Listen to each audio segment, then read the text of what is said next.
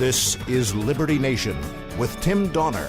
Well, we have witnessed over the last 18 months, and really going back over 3 years to when he first rode that escalator at Trump Tower, an unprecedented, seething, almost sociopathic hatred for Donald Trump on the left. And just when we think they couldn't possibly get any worse, they get worse. And here to help us chronicle this week's lunacy on the left is LibertyNation.com media affairs correspondent Jeff Charles. Jeff, welcome. And the biggest blow-up on the left this week is about Sarah Zhang, a reporter hired by the New York Times with a years-long history of hateful anti-white rhetoric all over Twitter. And the Times' response to the people pointing out her flagrant racism is almost as curious as the fact they hired this bigot in the first place. Yeah, that was a very interesting story, especially since the New York Times, as well as other leftist publications, love to engage in race baiting. But then they hire somebody who has a history of making racist comments against whites. And what I loved about this was the excuse that they used. Oh, she was just responding to white racists on Twitter. Yeah. Oh, this was just satire. No, come on now. There may have been some that were responses. The rest of it, this is just what I hear from people in the social justice movement all the time. She wasn't saying anything different. So, no, these came directly from her against white people, and it wasn't satire. Well, I mean, if it was satire, it would be plainly labeled as satire. I mean, that's how we do it on LibertyNation.com and almost everywhere. When something is satire, it's labeled as satire so people know not to take it seriously. But, I mean, the whole idea that this was satirical really sort of pushes the envelope of credibility, doesn't it? Oh, yeah. I'll just come out and say it. It's a bold-faced lie. It wasn't satire. It's clearly not satire. You can usually, I mean, if you know satire, you can usually tell when somebody's being satirical. She's saying the exact same things that other social justice warriors say as well. To them, it's okay if you're racist as long as it's against white people. It's when it's against anybody else that it becomes a problem for them. If they're not European, it's okay to be racist. That's it. Yeah, it is actually pretty simple, isn't it? Even if we don't have the names and numbers of all the players on the scorecard, because there's so many of them. But let's move on to one Cory Booker, the far-left senator from New Jersey, who went on what seemed like an unhinged rant against Trump and conservatives in advance of his likely presidential bid in 2020, sounding like he was imitating a preacher and implying that those who supported Brett Kavanaugh's appointment, to the Supreme Court are, quote, complicit in the evil. You know, I don't know who does more good for the Republican Party, Alexandria Ocasio-Cortez or Cory Booker. I mean, he just can't help himself. And what got me about that little sermon he was trying to preach is he was talking about how we walk through the valley of the shadow of death. We don't stay in the valley of the shadow of death. That's something that preachers usually say when they're talking about going through hard times, like financial struggles or relational struggles. No, for him, it's about Brett Kavanaugh.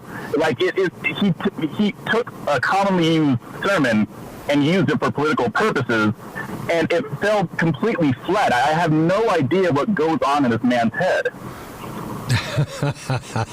Well, you're not alone, I would say that. It seems to me that Cory Booker fancies himself as the next Barack Obama, but he looks to me more like a dime store version of the 44th president. Now, you also wrote this week about perpetual victimhood on the left. Explain what you mean by that. Yeah, perpetual victimhood. I mean, the piece was really about the impact of perpetual victimhood. And really, many on the left think that they're doing minorities a favor by casting them as victims. But in reality, they're causing severe, really mental, psychological, and political problems for our country. In the end, you may feel like you're doing something good by quote-unquote fighting racism and fighting bigotry. But one, you're not really fighting either of those things, and you're just encouraging people to adopt a mindset that says, I am a victim and I cannot move forward because everybody is against me. It's a very, very, very dangerous mindset. Now, before we let you go, I got to ask you, as an African American, and of course you don't like to be called that, you like to just be called a black American or an American. But black support for President Trump or black support for Republicans in this upcoming 2018 midterm elections, we've asked you periodically to gauge that for us. Where do you see the black community with regard to President Trump and the Republicans as we now approach the midterm elections? You know, I'm actually shocked by it, but it's getting better. I don't want to be too optimistic, but we're seeing more and more black people either abandoning the left or completely going conservative. It's still happening slowly, but I just saw a poll. A Rasmussen poll showed that black support for President Trump was at 29%. This time last year, it was at 15%. So more and more black people, and not just black people, Hispanics as well, and even members of the LGBTQ plus community are kind of waking up and seeing that the Democrats don't really have their best interests at heart. We still have a long way to go, but it's a gradual shift, and it is happening. And it's encouraging. Well, with the black unemployment rate lower than it's ever been since they started measuring it about 50 or 60 years ago, do you think, Jeff, that more and more black people are realizing that the best welfare program of all is a job?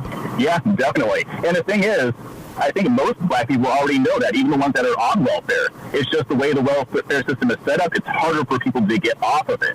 So the idea is, I mean, most of them, if you offer them a job tomorrow that can cover everything that they need, they wouldn't stay on welfare. And I think that that's what's going to happen. We've already got, I can't remember the number, but tons of people off of food stamps now. If this trend continues, and more importantly, if we do not lose the House and the Senate, we can continue with a conservative agenda and continue to get more people back to work and more people off of government assistance. Black, white, Hispanic, whomever. Any hope, Jeff, that the left might consider lowering the temperature a bit as we approach the elections, or are they going to turn that Bunsen burner up under Trump and turn the heat even higher? What do you think? They're not going to calm down anytime soon. I think this strategy has worked so well for them over the past 10, 20 years. They don't see how it could not work. They don't see that it's backfiring on them. So I expect them to continue. Even if conservatives maintain Congress and retain Congress, they're still going to keep amping it up. Now, at some point, they're going to realize it. I just don't know when that's going to be. All right. Thank you, Jeff. Appreciate you joining us. Keep up your good work on LibertyNation.com. Thank you very much for having me. Jeff Charles, Media Affairs Correspondent for LibertyNation.com.